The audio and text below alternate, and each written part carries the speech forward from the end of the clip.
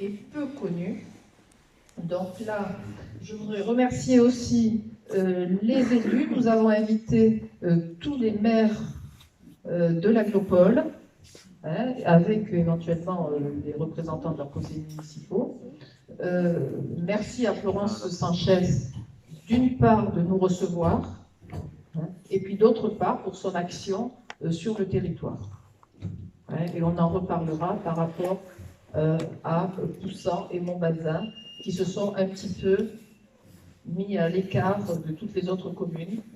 Donc merci Florence Sanchez d'être là, ainsi que son adjoint, son premier adjoint. Merci au maire de Montbazin. Nous avons aussi des représentants, enfin le maire de Villeveyrac, bien évidemment, qui est aussi le vice-président. Les représentants de Loupian, et puis nous avons... Le conseiller départemental de Sète aussi. Les conseillers départementaux de Sète.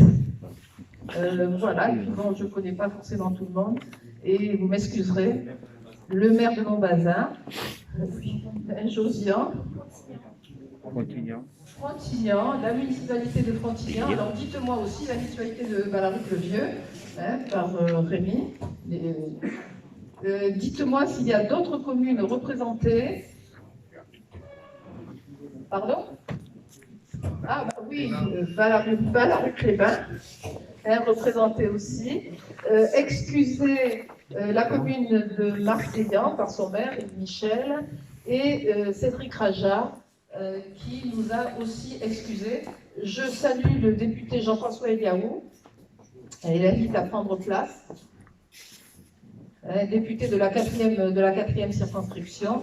Et merci aussi à SNCF Réseau d'être venu vraiment en force, une équipe,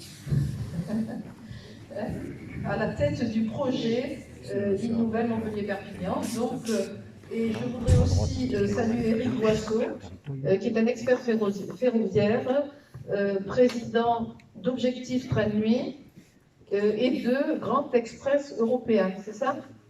Voilà. Donc, si vous avez des questions plus spécifiques concernant les réseaux, la SNCF, Eric se fera un plaisir. En plus de SNCF Réseau, c'est vrai que vous avez oublié, excusez-moi, en plus de SNCF Réseau, d'intervenir. Je vais vous présenter un diaporama qui est très ancien. Alors déjà, il est artisanal, vous verrez.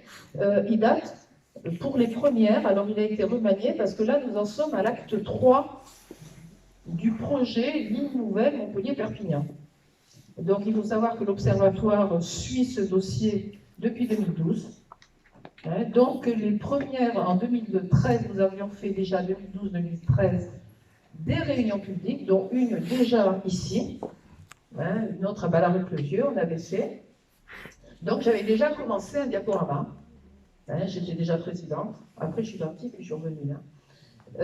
Donc ce diaporama a été modifié à plusieurs reprises, en 2012, puis en 2017, puis en 2020 à la concertation, et puis 2021, à nouveau réadapté.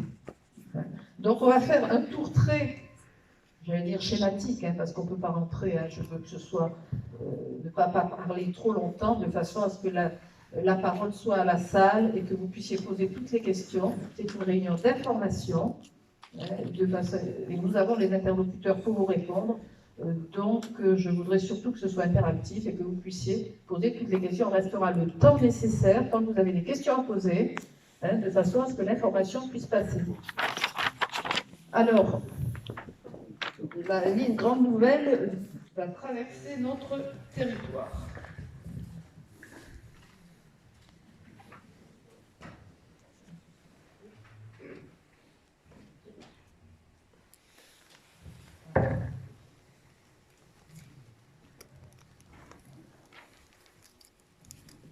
Comment je fais pour aller en arrière? Avec la petite poulette. Voilà. Alors, le maillon manquant dans la jonction TGV Nord-Sud, préserver l'équilibre et le patrimoine du territoire, c'est ce qu'on demande, l'intérêt du citoyen, les dépenses publiques. Et puis bon, une ligne est faite pour désenclaver, bien évidemment.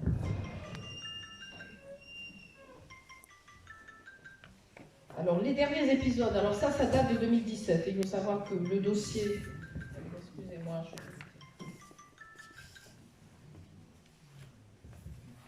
il faut savoir que le dossier date de 2012.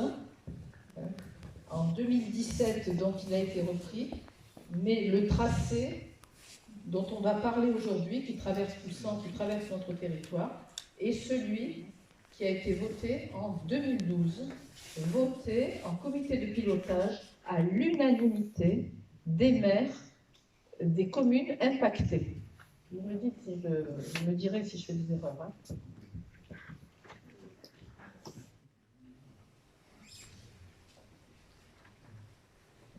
Alors en 2016, alors après c'est tombé, on n'en a plus parlé.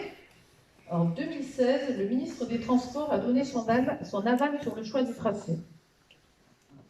Et cette décision ministérielle valide une zone de 100 à 120 mètres de large dans laquelle la ligne nouvelle passera. Elle porte également sur la construction de 2 nouvelles gares, Béziers-Est et Narbonne-Ouest, et la mixité du trafic, transport fret de voyageurs, Montpellier-Béziers, ainsi que dans la plaine du Roussillon.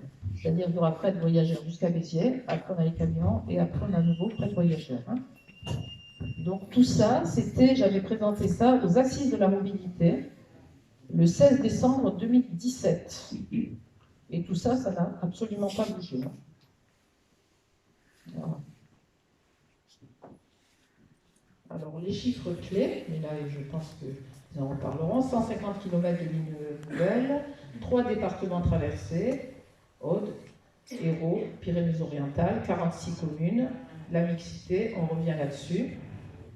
Alors, le tarif, 5 milliards 52, ça c'était aux conditions économiques de 2014. Et ce sont les chiffres que nous avons eus dans la concertation. On en reparlera. À l'heure actuelle, réévalué, on est à peu près 8 milliards. Hors taxe. Ah, j'ai vu. Dans les mêmes conditions que celle-là? Alors ça, c'était hors taxe aussi, alors. C'est ça. Voilà, alors ça, c'était hors taxe aussi.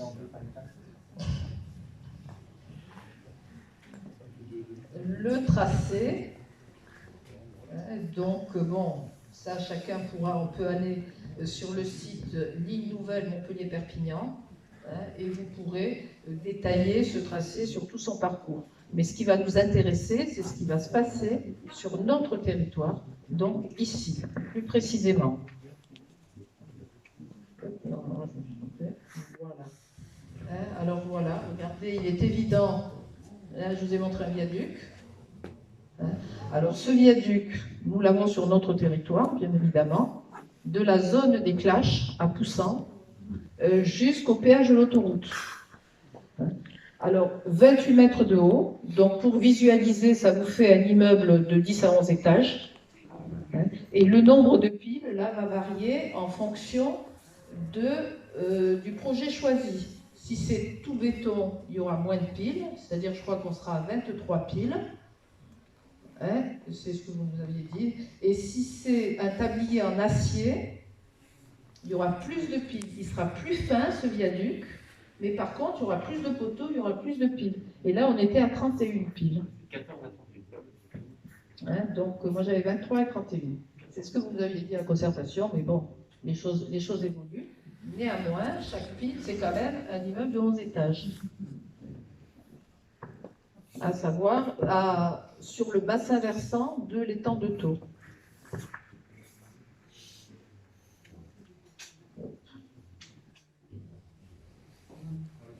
Oui, en fait, viaduc, on a celui-ci à Poussan, mais on va en avoir aussi 2 petits. Voilà, on va en avoir 2 petits, un sur le domaine de Cressel et un à Issanca, là où il y a la veine. Et celui de Poussan, ce sera l'ouvrage le plus important de cette première phase. C'est bien ça.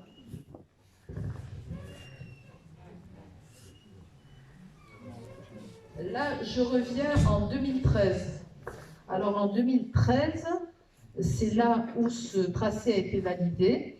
Donc on se préoccupait déjà de ce dossier. Et ce qui nous avait surpris, c'est qu'avec exactement les mêmes, exactement le viaduc, exactement tout cela, l'ensemble des maires, à l'unanimité, ont voté ce tracé. On s'est dit alors pourquoi? Et nous avons pris des rendez-vous avec les maires qui ont voté, donc avec les maires des communes impactées, en leur posant exactement à chacun la même question. C'était ces questions-là.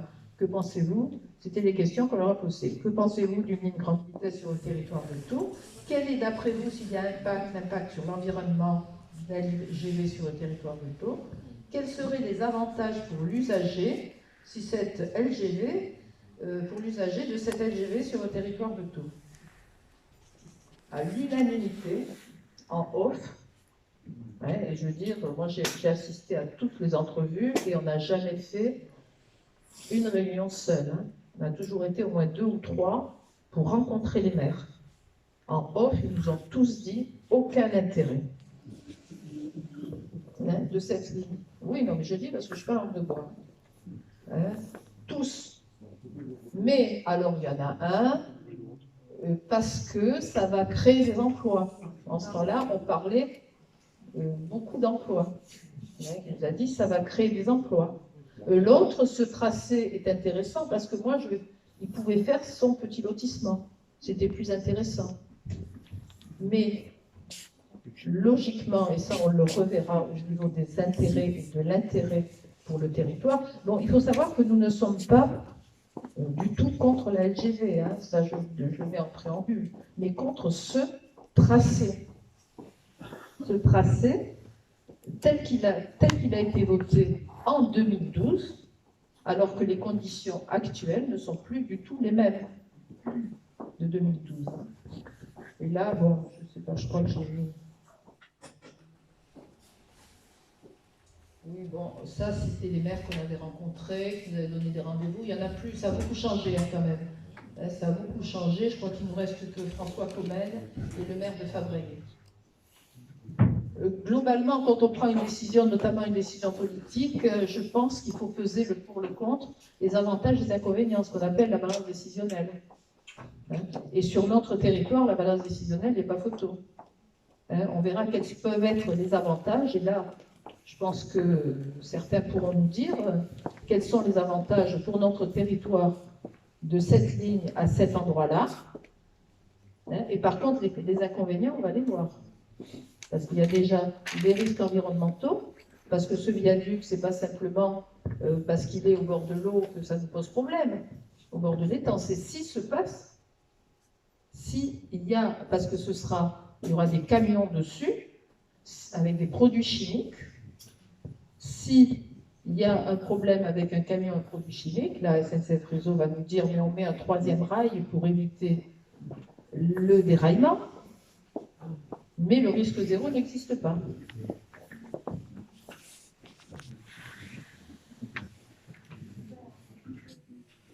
Normalement, une ligne, je vous l'ai dit, est faite, quand on met une ligne de chemin de fer, c'est fait pour désenclaver et pour faciliter la mobilité, et pas pour enclaver un territoire.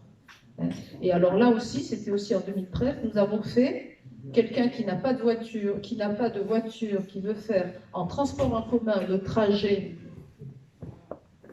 jusqu'à la gare afin de prendre son train, parce que là, ce que je ne vous ai pas dit aussi, c'est les gares actées quand même. En 2012, qui ont été actées, les gares actées sont Narbonne et Béziers, distantes de 11 minutes en train, et puis plus rien sur le bassin de Thau, et la Mogère, Montpellier, Sud-de-France, pour aller prendre le TGV. Donc on prendra le TGV soit à Montpellier, Sud-de-France, soit à Béziers.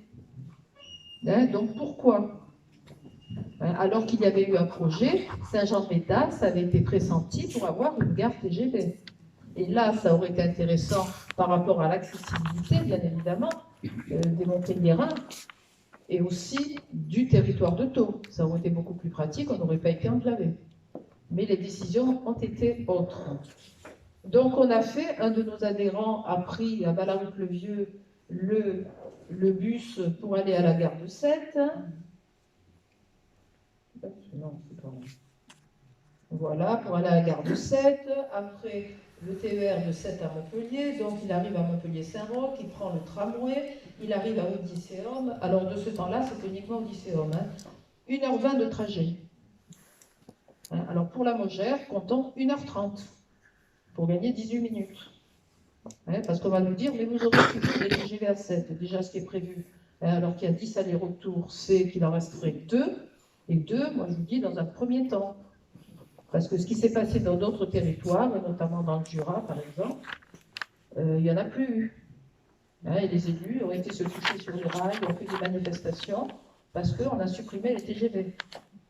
Il est évident qu'il n'y a aucune ligne, les seules lignes TGV rentables, c'est Paris-Strasbourg et Paris-Bordeaux, je crois que c'est ça, d'après les chiffres et d'après ce qui se dit dans la presse. Toutes les autres lignes TGV ne sont pas rentables. Donc je ne pense pas qu'ils vont nous laisser des TGV sur 7.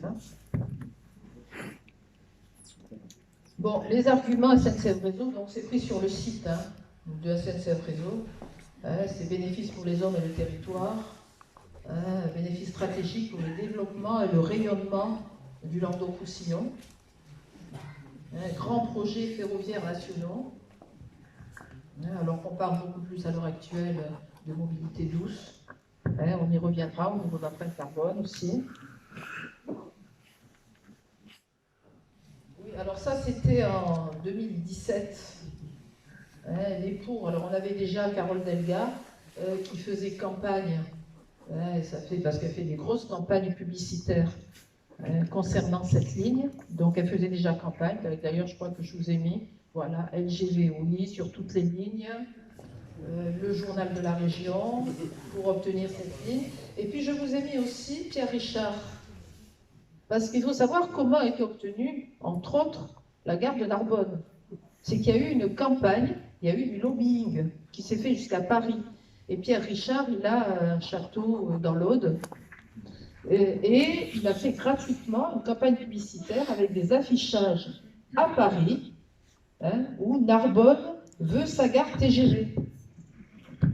Alors c'est quand même, je veux dire, si c'est, on octroie une gare suite à une campagne de ce type, donc bon, il faut quand même apprécier les choses. Oui, nous on a eu 12 élus languedociens quand même, ça c'était du temps de Soreille, qui se sont battus aussi, qui ont co-signé le 25 septembre 2017 un courrier adressé à Emmanuel Macron dans le cadre des assises de la mobilité. C'est là où on s'était bougé, où j'avais été présenter un petit peu ce travail-là. Alors les contres, en 2017, le rapport Duron, de la commission mobilité, la Cour des comptes,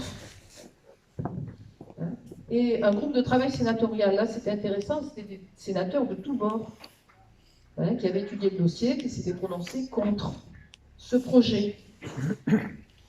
Et en 2017, l'État donne un avis privilégié les trains du quotidien et l'entretien des réseaux. Donc là, on s'est dit, ouf, ça y est, on passe à côté. Et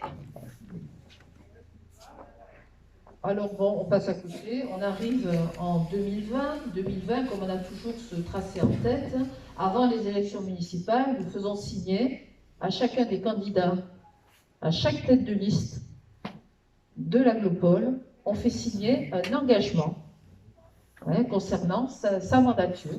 Et qu'est-ce que l'on a mis là en dernier, que je vois que c'est petit, en dernier dans les engagements, et là je vous dis, ils ont tous signé,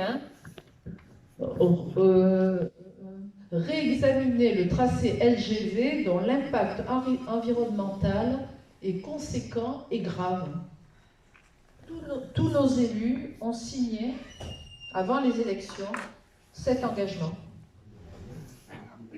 Et seuls 2 maires ont finalement rempli cet engagement. Et non pas, mais on va y revenir, et n'ont pas voté en conseil d'agglomération récemment. Je crois que c'était en octobre. Alors, ce qui nous arrive, donc on fait signer cet engagement, puis Jean Castex, ancien maire de Prades, dans les PO, important, il devient Premier ministre le 3 juillet 2020. Le projet prioritaire devient, dans son esprit et pour tout le monde, il devient prioritaire au détriment des lignes du quotidien et de l'entretien des réseaux. Parce que c'est la décision qui avait été prise en 2017. C'est pour ça qu'on avait entamé le projet en faveur des lignes du quotidien et de l'entretien des réseaux. Et puis, campagne publicitaire de la région, à nouveau, sur cette ligne. Et alors là, ça c'est SNCF Réseau, le retour, on reprend le dossier, et alors là, il a été boosté. Un coup d'accélération pas possible, avec les deux phases. Première phase, donc c'est la phase qui nous intéresse, dont les études vont démarrer, enfin on est en enquête publique, on va y reparler. Les deux phases, 52,3 km, c'est la phase qui nous intéresse, pour gagner 18 minutes, ça aussi c'est SNCF Réseau.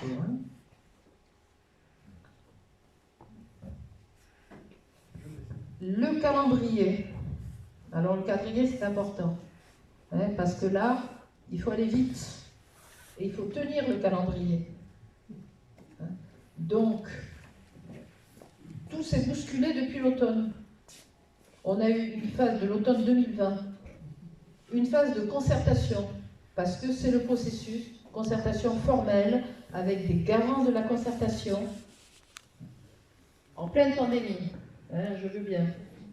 Néanmoins, ça on le verra, normalement, la population, est-ce que vous avez reçu dans votre boîte aux lettres un dépliant de SNCF Réseau vous annonçant cette concertation? On est au moins presque 200 là. Est-ce que quelqu'un a eu dans sa boîte aux lettres un document? Il y en a eu 80 000 qui auraient été distribués. Ça fait partie, et ça on l'a dans le compte-rendu de la concertation, il y a eu un certain nombre de visios. Et voilà, la concertation, qu'est-ce que c'était? Ça a été à partir du 2 novembre jusqu'au 15 janvier, c'est ça, jusqu'au 15 janvier. Alors il faut savoir que bon, l'Observatoire du Pays de Thau, M. Librano nous a écrit en nous demandant si on voulait participer à cette concertation. On a dit oui, mais je pense qu'on n'a pas été les seuls à qui vous avez écrit pour demander sur le territoire. Je pense qu'il y en a eu d'autres. Oui, mais il n'y a eu que nous. Toutes les visios concernant au niveau association, toutes les visios au niveau citoyen qui se préoccupaient de cette ligne sur ce territoire. Il n'y a eu que l'Observatoire du Pays de Thau qui assistait à tous les ateliers, à toutes les visios. D'ailleurs, c'est pour ça qu'il connaît par cœur ce qu'on raconte. Ça s'est toujours passé dans la plus grande convivialité, et ça je vous en remercie. Mais voilà, pas d'élus, pas de citoyens, pas d'associations, alors qu'une concertation, c'était vraiment le moment où tout le monde doit s'exprimer.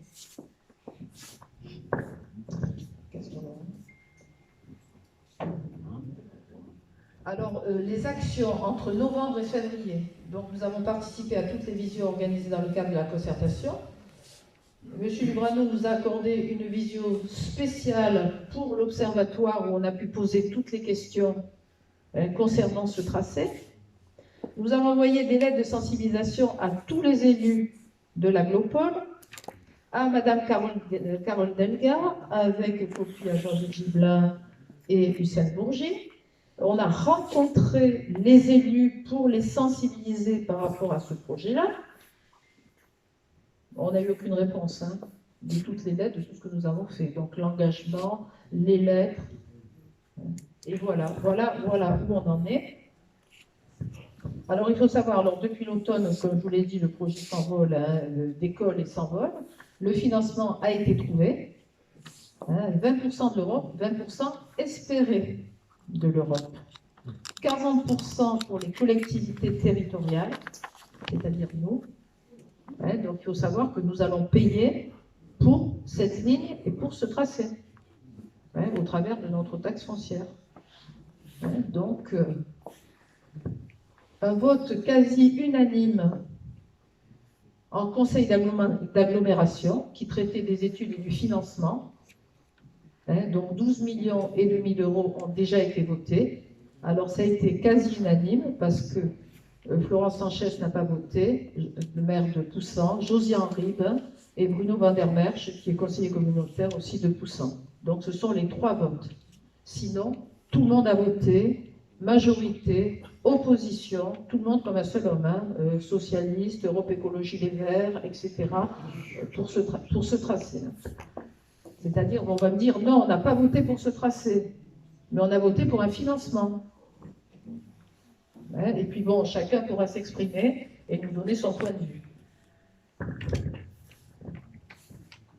Bon, ça a été voté aussi dans certains conseils municipaux. Après, pour valider justement le vote en agglo. Alors, ce qui est surprenant, alors là, c'est cette étude